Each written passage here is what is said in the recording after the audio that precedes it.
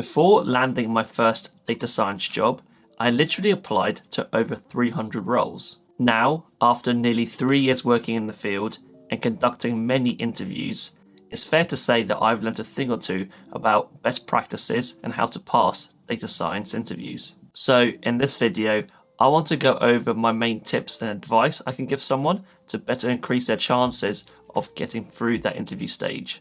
Let's get into it. Sometimes we spam apply to jobs without thoroughly reading their requirements or responsibilities. I've done this in the past, and it's not necessarily a bad thing.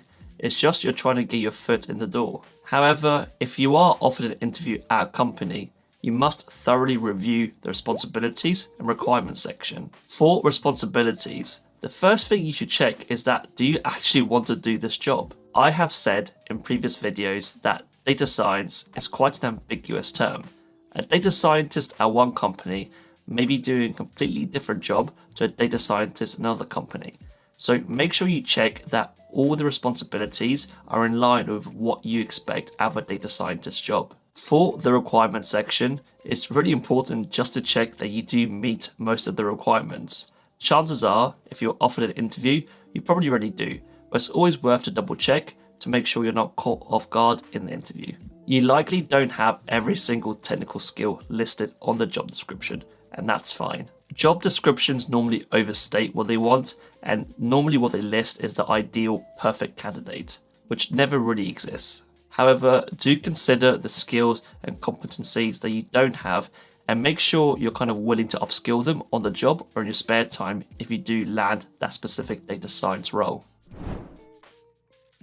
Personally, I would never go into an interview without having some sort of understanding of what the company does and some essential information about it. The following list is stuff I recommend you learn about the company. What's the company's mission or goal? What does the company do or sell, and in what industry? What are the company's main values and kind of culture principles? Has there been any recent success stories in the news about the company? Key financial metrics like revenue, share price, profit, etc. A brief history of the company and any significant milestones. And if you have time, it's also well worth learning a bit about the industry the company is in. This may sound like a lot, but you can get most of this information in an hour or two if you are productive. If there was one main area I recommend you focus on, that would be the company's values.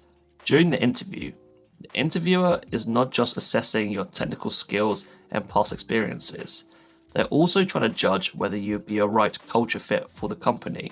And the way they do that is comparing you against the company's values. So make sure when you answer your questions and during the interview, you really align yourself with this company's values.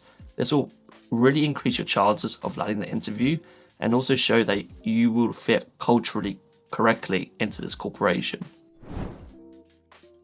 You can sometimes find past interview questions on platforms like Indeed and Glassdoor. People often leave their reviews and experiences of interviewing at a certain company for specific roles. I recommend browsing these platforms and noting down all the questions that people have been asked in the interview stage. And also, if you've got time, try to scribble down basic answers you would have to these questions. Also, if you know anyone who has worked or interviewed at the company, reach out to them and have a little discussion about their experience in the interview stage. One key advice I'd recommend is that make sure you look out for any consistent technical questions that people may be getting asked. Technical knowledge is a lot harder to prepare for because, first of all, there's a right and wrong answer, and second of all, there's so much they could ask you. So if there's a question or a series of questions that frequently come up that are based on technical knowledge, then make sure you really brush up on these things. However, I do generally recommend that before going into an interview, you really understand or at least revise your data science basics. Things like linear regression, logistic regression, cross-validation, gradient descent, etc. Just all the fundamental principles that are frequently used in data science and machine learning. You can't know exactly what questions you'll be asked in the interview stage, but hopefully after your research into the role and company, you have a basic gist of maybe the type of question or kind of a theme of questions you may be posed. What you can do then is have some general answers to certain types of questions, which you can then tailor during the interview to a specific question that you may be asked. Some common questions you get asked in interviews are: tell us about your past experience. Can you explain any previous projects that you've done? Why are you looking to move from your current company? Why do you want to work for this company in this specific role? Can you describe a machine learning algorithm and how it works? A common and useful framework to answer any question you may get is the STAR method. STAR is an acronym, and the S stands for situation, so what was the scenario? T is task, so it's what did you have to do? A is action, which is what did you do? And 4 is result, which was what was the outcome. I recommend answering as many questions as possible using the STAR method, because it's pretty much the go-to technique when answering any interview question. No one wants to interview a dud, so during the interview, try to be as animated and enthusiastic as possible and show real passion for the role. Like I said before, you are not purely being assessed on your technical skills and past experiences. The interviewer wants to make sure that you're the right cultural fit, and one way to do this is just to come across really friendly and very charismatic. Obviously, don't be loud and overbearing, but speak confidently and try and smile a bit. Being friendly will naturally make the interviewer warm to you more, and so the conversation will be a lot easier and a lot more relaxed. Some advice I can give in this area is don't overly rehearse your answers because you don't want to sound too much like a robot.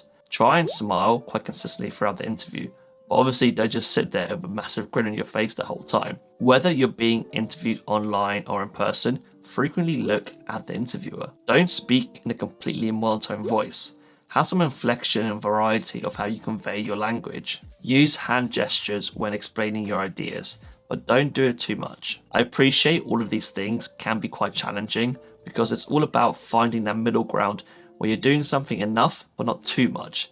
And to be honest, a lot of these things just come down to human nature. But your ultimate goal is to come across personable and approachable. And the way you do this is mainly just being yourself. Don't be too robotic, pre-rehearsed, and in general, don't try to be so professional. Obviously, don't be unprofessional, but let your personality shine through, because that way they're really getting the real you, and that's the best way of interviewing anyone. If you enjoyed this video and want more data science tips like this, then make sure you check out my weekly newsletter, Dishing the Data. I send it every Monday morning, and it's all about my thoughts and experiences as a practicing data scientist. If that sounds interesting, then I'll leave a link in the description below for you to check it out.